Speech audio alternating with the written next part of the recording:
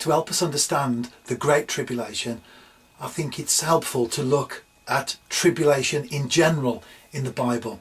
This is something that we find from the Old Testament right the way through to the New Testament. Of course, it can be applicable to a nation or a group of people, but also to us as individuals. Very often in life we go through periods of distress, periods of tribulation. And ultimately we have to understand that during that time God is in control. Although it may be our own rebellion, wrong decisions, those sort of things that take us into that period, ultimately God uses those things to refine our character. And very often you hear people, and I'm in that camp as well, that have gone through a difficult time in life, that have gone through a hard period, that at the time we want God to take us out, but with hindsight looking back, we actually appreciate the fact that God let us go through that period of tribulation, because through that our character was developed, our character was sharpened. We perhaps react to situations differently now than we did back then. So ultimately that period of tribulation has been useful for us. So tribulation in general is a period of distress, it's a period of hardship that God is in control of. We may not appreciate it at the time, we certainly may not value it when we're going through it, but ultimately God is in control of that tribulation to bring about his purposes, perhaps in our own lives. Now the Great Tribulation is in many ways the same as that, except of course we're talking about an intensity, hence the term the Great Tribulation. Jesus himself spoke of the Great Tribulation in Matthew's Gospel. Also in a couple of instances in Revelation we find the words used, or the theme of the Great Tribulation. In some translations we find the word or the words the Great Despair, but it's the same thing that we are coming across, the Great Tribulation. So Matthew and a couple of instances in Revelation we come across the Great Tribulation. It's the same as tribulation, but with a greater intensity, and perhaps more importantly it encompasses the whole of the world. This is something that is tied in very much with the end times.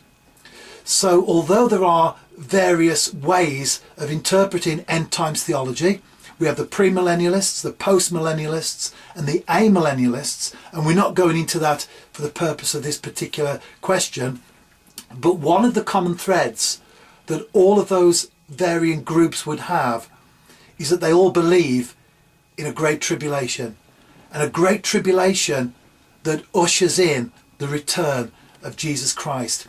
So tribulation affects each and every one of us at varying times during our walk with God in our lives.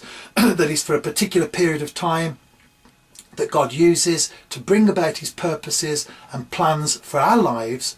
But the Great Tribulation is an intensification of that, and it's something that will literally be worldwide, that will affect all believers, where the church will become persecuted, the church will witness great persecution on a level that will involve death, imprisonment for people that are standing up for their faith. And we see it, and we have seen it for many, many years in various parts of the world, where Christians are killed simply because they are believers. But the West in general has been a haven for Christianity. We have been allowed to speak out, we've been allowed to express our views, but I believe that in answer to that part of the question, is it imminent? That yes, it is. It's not going to be something that will happen overnight. The Great Tribulation, we won't go from 100% peace to 100% conflict overnight. It will be over a period of time, and we'll see things start to quicken. But I believe that even in the West now, that we're beginning to enter this period of the Great Tribulation, as we witness persecution against Christians because of the sort of societies that we live in, and the way that those societies are heading in terms of godless ideology, for the believer now to stand up and to express his views, that's all, just his views, say gay marriage, for example. We don't need to go off on a rant. We don't need to start threatening people or things we'd like to do to folks. Quite simply, we stand up and say that we don't agree with gay marriage. Immediately, that puts us at odds with society, with the way that the establishments run our nations. Now, 20 years ago, 10 years ago, 30 years ago, whatever, we could have expressed those views without any fear of people even speaking out against us. But now we find that we're on a path where we're considered bigots, we're considered troublemakers, we're considered a thorn in the flesh to the sort of society that godless leaders want to create. So we can see with our own eyes what's happening in the early stages, I believe. Some Christians think we're further down the road than others.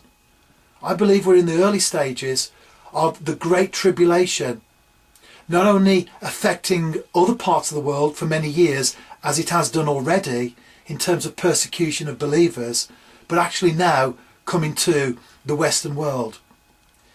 But just like tribulation, the Great Tribulation has God in control, because God is sovereign. He's in control, and he will bring about his purposes and plans through that Great Tribulation. And his purpose and plan in this instance is the return of Jesus Christ. And the Bible gives us many clear indicators of things that will happen in the world today that will usher in the return of Christ, the second coming. And as we read through the Bible, in some ways it could be scary, in some ways it could be quite frightening, but in others it's actually quite exciting, because the day and age in which we live, we're witnessing for ourselves end time prophecy coming together. As far as the end times are concerned, I'm quite conservative with a small c. I don't like to jump on the bandwagon that many Christians do, of trying to hype things up, of trying to look for prophecies, trying to make things come together. I think that's wrong. I think we don't have to do that anyway. But what I do see in the world today in which we live, I do see things now fitting into place like pieces of a jigsaw. And not just with the Great Tribulation, but Israel and world events. Almost every time we put the television news on, we see things that can relate to the way society is going. Even in the scripture, when he talks about the way people's characters will be, that in the last days people will be abusive, disobedient to their parents, that list that Paul gives us in the New Testament. We witness that happening before our very eyes. Lack of respect, the way society as a whole is going, moral decay. All of those things are pieces of the jigsaw that are now slotting into place, that will return, or should I say, that will end in the return of Jesus Christ. I don't know when Christ will return. No one knows that. We don't know the date, we don't know the hour, we don't know the moment. But what the Bible does give us are lots of indications, lots of little signals that the end times are here, and as we move on in them, we see the return of Christ more and more imminent day by day. So the Great Tribulation, it's not good to go through tribulation. It's not pleasant. It's not always easy. But as we face it, we can do so knowing that ultimately God is in control, and he uses those things to bring about his will, his purpose and his plan, which in the case of the Great Tribulation is the return of Jesus Christ.